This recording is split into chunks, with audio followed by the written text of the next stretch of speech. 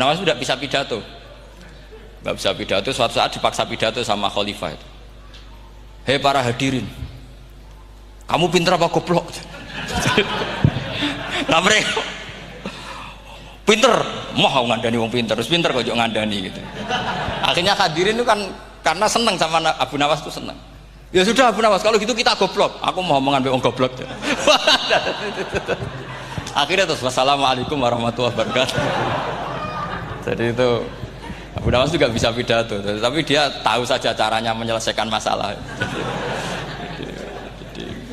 Jadi itu Abu Nawas. Jadi ya orangnya kacau tapi cerdas itu, makanya jadi guyonan. Sebenarnya Abu Nawas itu figur yang nyata, tapi tidak senaif yang diceritakan orang-orang di anekdot itu. Ya beliau itu orang soleh ketika era Harun ar-Rasyid. Tapi ya tadi karena banyak cerita yang macam-macam. Ya, Abu Nawas itu, makanya ini cerita anekdot. Jadi riwayatnya agak jelas tapi lucunya jelas. Jadi itu.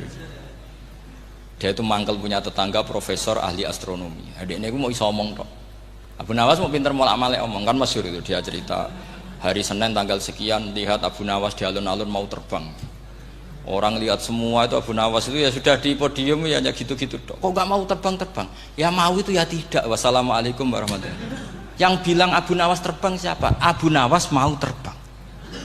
Yang namanya mau itu ya tidak.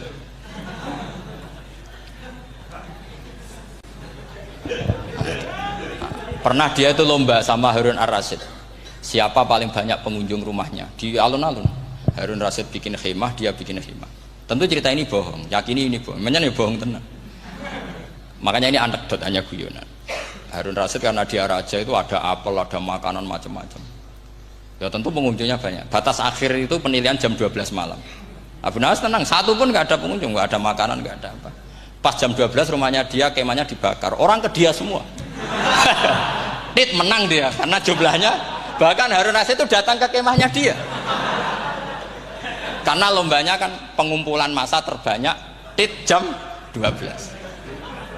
Harun ar-Rasyid pikirannya santri ya sugoi jajan nggak mesti teko, pikirannya gitu.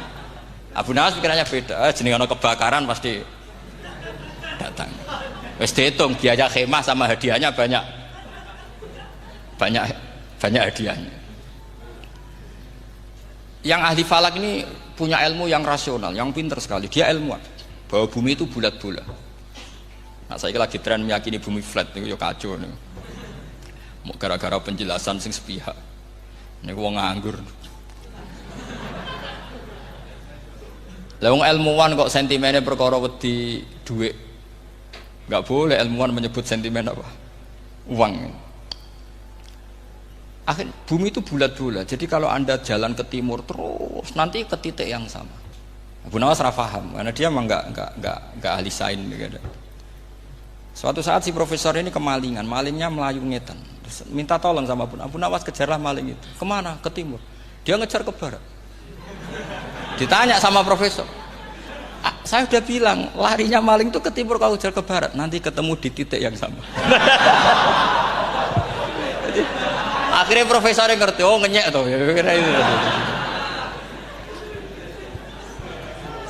Jadi, nah khawatir saya nanti kalau santri-santri tidak pinter ilmu, terus pilihannya ilmu kayak Abu Nawas, jalan pintas tadi. Karena belajar falak jelimet, belajar faraid apa? Jelimet, ada aul, ada roh, terus semua ada masalah yang ruwet-ruwet terus. Akhirnya mau olah bicara. Ini musibah inna lillahi wa inna ilaihi raji'un. Itu tidak boleh. Quran tidak mengajarkan itu. Quran tetap mengajarkan ilmu meskipun ada nilai seninya. Ya tadi nilai seni tadi misalnya Allah mencontohkan daraba wa masalah rajulan fihi syuraka. Terus kedua uniknya Quran itu begini. Setelah dipikir itu nyata-nyata lebih detail. Misalnya begini. Ketika Allah mencontohkan ba'udah itu nyamuk. Itu orang-orang kafir itu bilang gini, "Ya Muhammad, Tuhan Anda kehilangan stok ilmiah. Sehingga contoh itu enggak yang dahsyat tapi sekedar nyamuk. Wong nyamuk kok digawe contoh." Ya contoh itu dinosaurus, tak jerapah, tak apalah yang keren itu. Mosok contoh apa? Nyamuk. Terus Allah menjelaskan innallaha la yastahi ayyadriban apa? Mathalamma. Contoh apa saja? Apa saja itu ditafsiri ba'udatan fama faqaha. Entah itu nyamuk, fama faqaha. atau yang di atasnya nyamuk. Maksudnya di atasnya itu fil killah atau fisighor, atau yang di atas nyamuk, yang lebih kecil ketimbang nyamuk. Sekarang saya contohkan kata Rasulullah, contoh yang kecil saja. Nggak usah bikin nyawa, nggak usah, itu terlalu mustahil. Seorang pemahat patung, terus kamu pesen, Pak, aku gaekno patung gajah, mesti muni sanggup. Tak muni, Pak, gaekno patung gajah, ukurannya ya semestinya gajah. Oke. Tapi Pak, aku gaekno patung nyamuk, ukurannya ya sak nyamuk. Kira-kira sanggup apa enggak? Artinya ketika Allah gawe nyamuk itu lebih sulit ketimbang gawe gajah apa lebih mudah? Lebih sulit. Karena nyamuk yang sudah kecil, dia punya alat kelamin, terus seberapa juga? Alat kelaminnya juga tetap harus ada lubangnya, terus seberapa juga? Temen saya malah ada yang cangkem elek bilang gini, lalu ya punya kuman, kumannya seberapa? Nah ini pentingnya ngaji akal. Kamu jangan hanya bilang, wow dinosaurus, jerapah, seru nyamuk. Nah karena orang sudah ada itibar dengan nyamuk, didatangkanlah nyamuk banyak. Sebenarnya nyamuk banyak itu mergo mangkel, gak diperhatikan itu. Makanya terus. Lah ini saya tahadus binemat, istri saya itu sering protes. Istri saya kalau manggil saya Gus karena orang Jawa Timur. Itu sama-sama jagongan itu, saya itu tidak pati sering digigit nyamuk, ya digigit tidak sesering sampean, itu jelas. Terus saya tanya, Gus punya doa apa, kenapa tidak pati begitu digigit nyamuk? Saya bilang, karena saya sudah tahu hikmahnya nyamuk. Jadi harusnya dia sudah tidak nyerang saya, kata saya gitu. Makanya ini ijazah, agak mandi salah sampean gitu. Karena tadi logika yang terbangun gitu. Kalau Allah bikin gajah, melubangi belalai gajah itu masih masuk akal. Bahkan saat kita bikin patung masih bisa. Tapi kata tadi nyamuk itu sudah kecil, harus punya usus, harus punya alat kelamin, harus punya telur. Telurnya juga detail lagi. Ini disebut innallaha la yastahyi ayyadriba mathalam ma ba'udah. Sehingga ba'udah di mata ahli tafsir, di mata ulama ini contoh yang luar biasa. Tapi di mata orang-orang yang nggak seneng mikir, kok terima nyamuk itu. Makanya saya minta kangkang di sini bisa makan itu harus syukur. Makan itu luar biasa. Saya itu sering nyontohkan di Jogja ini. Saya punya teman sakit. Kalau nggak ada obat dari Belanda itu mati. Kalau ini nggak dapat obat bagus dari Belanda atau dari Jerman itu meninggal. Berapa bulan lagi matinya? 3 bulan. Kalau nggak sampai dapat obat mati 3 bulan. Oh masih mandi obat yang di Jogja. Apa itu makan atau minum? Kalau orang tidak minum tidak sampai 3 bulan sudah mati. Boy orang itu mikir seperti itu. Tapi kita ini kalau obat dari Jerman, dari Belanda itu hebat. Kalau enggak kita mati sebulan lagi, 3 bulan lagi. Allah bikin obat pada kita tiap hari, yaitu kita bisa makan bila minum. Itu kalau sekali nggak makan 5 hari bisa mati sama. Tapi kita karena ngakan itu hal yang biasa, nak duit iso utang terus dianggap biasa. Ini kalau ulama masalah besar. Punya otak seburuk itu tuh masalah besar bagi ulama. Sehingga Allah tidak malu ketika ngendikan kulu wasrobu, tidak malu karena makan ini urgen, sangat penting. Dan Allah tidak malu meskipun Quran itu temanya kelas tinggi, biasa Allah mengatakan jong kowe kulu min thayyibati maruzaqnakum, kamu makanlah. Karena minum obat itu kebutuhan kita ketika sakit. Tapi kalau makan adalah kebutuhan kita sihatan wasukman, saat sakit maupun saat sehat. Nah, kalau Anda dengan kualitas ini, ketika Allah membicarakan makanan itu Anda akan respect sama Allah karena memang ini urgen betul. Tapi kalau Anda cara berpikir gini, hanya cari goro ibal ilmu yang aneh, yang seru, kamu baca ayat itu akan menjadi biasa-biasa saja. Dan itu masalah bagi mahabbah Anda pada Al-Quranul Karim. Ya saya kira demikian. Terus mangke saya pikir tidak etis ya, kan ini Jumat nanti sing biasa itikaf nanti terganggu. Nanti saya ada problem. Ya kalau ada tanya jawab ya saya mohon tadi ya, karena ini zaman akhir saya memang butuh sekali. Kenapa saya mau datang? Satu, hormat Kiai Hanan.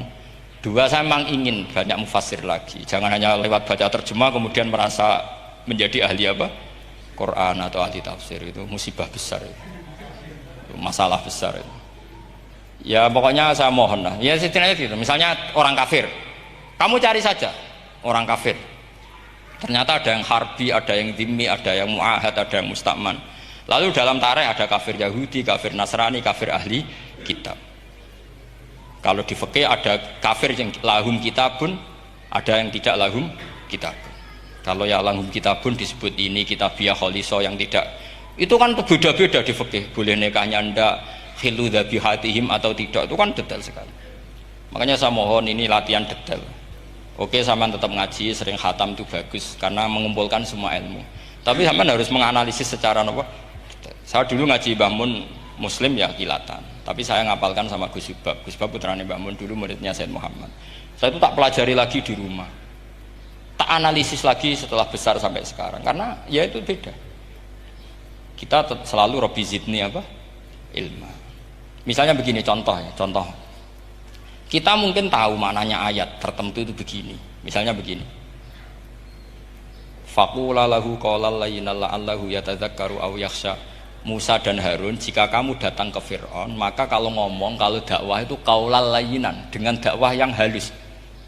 Nggih, qaulal layyinan. Ini bagi yang ekstremis harus baca dialek ini. Ini kisah nyata yang diceritakan Habib Zain bin Semit ketika ngarang Al-Manhajus Sawi. Juga diulang-ulang di beberapa kitab.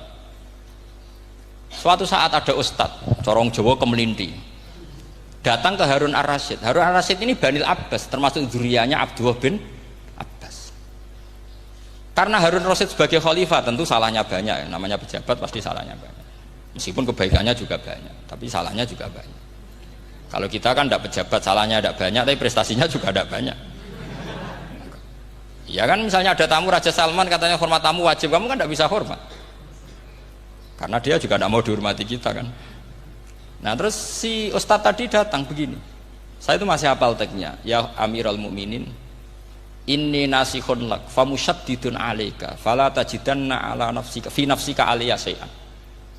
Saya ini mau nasihati Anda, tapi saya maaf sekali karena nasihat saya ini kasar sekali. Musyaddid itu kasar, keras. Fala tajidanna fi nafsika aliyya syai'an. Saya mohon jangan dimasukkan hati lah. Makanya terjemah bebasnya jangan masukkan hati. Katanya Harun Rasyid langsung marah. Uskut ya jahil, kamu itu ustadz bodoh. Kamu tidak boleh keras sama saya. Dia masih bantah, saya keras sama Anda karena Anda salahnya banyak. Terus apa kata Harun Ar-Rasyid?